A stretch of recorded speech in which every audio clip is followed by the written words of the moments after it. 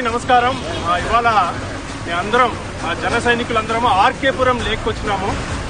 Please restore the lake immediately. RK Puram lake budget allocate అయినా కూడా government budget ని ఎందుకు ఆపుతోంది అన్నది మేము ప్రశ్నించడానికి జనసేన ఒక ప్రశ్నించే ఉద్యమ స్ఫూర్తి ఉన్న ఒక పార్టీ. సో ఈ లేక్ ఏదైతే ఉందో ఈ లేక్ చుట్టుపక్కల పరిసర ప్రాంతాల్లో 50,000 కంటే ఎక్కువ మంది నివసిస్తున్నారు. వారు దీనివల్ల శ్వాస ప్రాబ్లం, దాంతో పాటు గ్రౌండ్ లో వాటర్ ఏదైతే ఉందో వాటర్ పొల్యూట్ అవుతుంది, దోమలు వస్తున్నాయి, రకరకాల వ్యాధులు వస్తున్నాయి.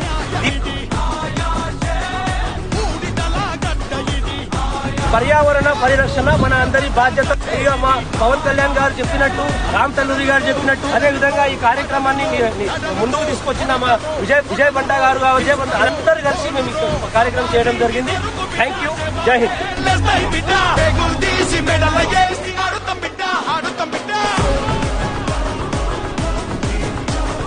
1 year లోపల ఈ చెరువుని రెనోవేషన్ చేయకపోతే మేము ఇలాంటి చెరువులు అన్ని ఐడెంటిఫై చేసి జనసేన తరపున ప్రతి చెరువు దగ్గరికి వెళ్లి మేము నినాదాలు చేయడం జరుగుతుంది.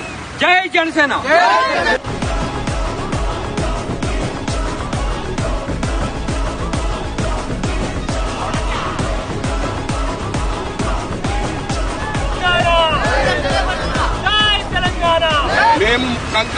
మేము ముందుకొచ్చినామంటే మీ పప్పులు సాగవిగా మేము చూసుకుంటున్నాము. మీకు చేతగాలంటే చెప్పండి. ప్రతి ఒక్క చెరువు ఇక్కడని కాదు, రామకృష్ణపురం అని కాదు, ప్రతి ఒక్క చెరువు అధికారం ఒకరి చేతుల్లో ఉంది, దాన్ని వినియోగించుకొని మూవ్మెంట్ అవుతుంది తప్ప వేరే ఏం లేదు. జనాలకు ఒరిగేది ఏం లేదు. ప్రశ్నించాలి, పోరాడితే పోయేదేం లేదు, బానిస సంఖ్యలు తప్ప.